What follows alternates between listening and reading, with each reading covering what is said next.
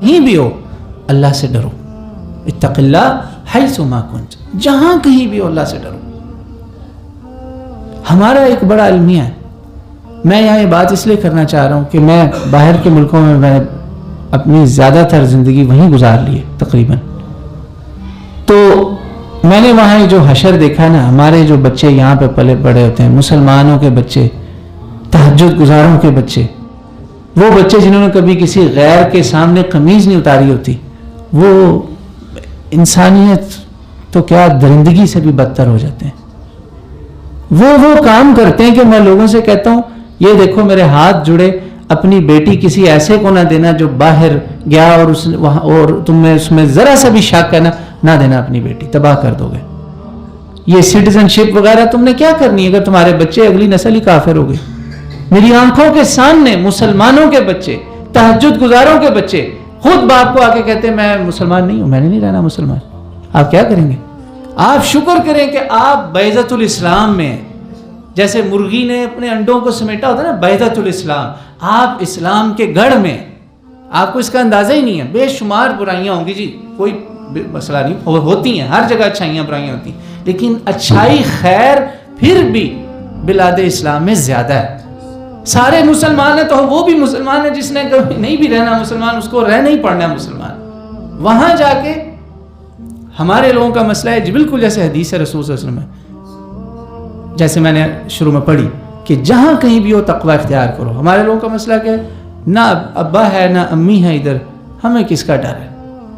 ہر برا کام کر رہے ہیں۔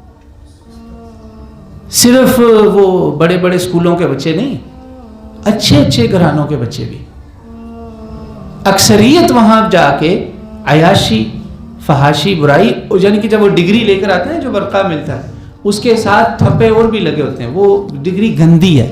اگر آپ اس کو روحانیت کی نگاہ سے دیکھیں گے تو اس میں آپ کو ہر برائی نظر آئے گی۔ اس ڈگری کے پیچھے زنا کی مہر بھی ہے، شراب کی مہر بھی ہے، خنزیر کی مہر بھی ہے، سور کی مہر بھی ہے اور سود کی مہر بھی ہے۔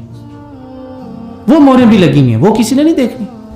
امریکن ایمبیسی کے باہر کھڑے ہو کے اتنے وظیفے پڑھتے ہیں، میں کہتا ہوں یار اس سے زیادہ تو روحانیت والی کوئی جگہ ہی نہیں ہوگی۔ ادھر ہر بندہ تسبیح، وظیفے وظیفے وظیفے پڑھ رہا ہے۔ کیوں جی؟ امریکہ جانا ہے، ہر بندہ پڑھتا ہے۔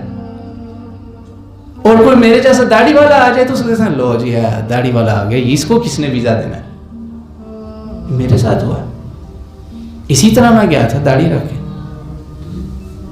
اور مجھے میرے سامنے بندے نے سوچے ان میں گھٹس ہیں، کہا یہ کہ اس لیے یہاں آ گئے، اس کو کس نے جانے دینا؟ اسی طرح داڑھی کے ساتھ ہی میں وہاں گیا الحمدللہ، بلکہ داڑھی وہاں رکھی میں نے، اس کے بعد میں واپس بھی آیا پھر گیا۔ تو یہ بات آپ میری لکھ لیں، جو رنگ تقوی کا رنگ ہے نا، یہی رنگ آپ کو عزت بھی دے گا یہاں بھی اور اوپر بھی۔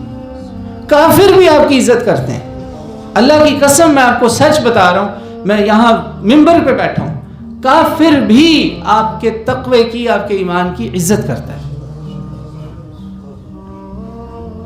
اس لیے اللہ کے نبی نے کہا ہے کہ تقوی اختیار کرو، تم جہاں کہیں بھی ہو اللہ سے محبت کرو، اللہ کا ڈر رکھو۔ محبت کب؟ جب اس کی اطاعت ہو۔ ڈر کب؟ جب گناہ کا خیال آئے، ڈر جاؤ۔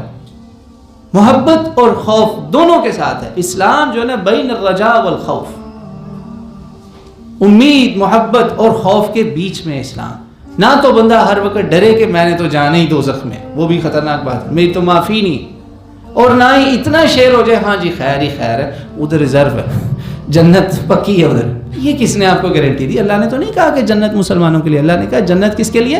متقین کے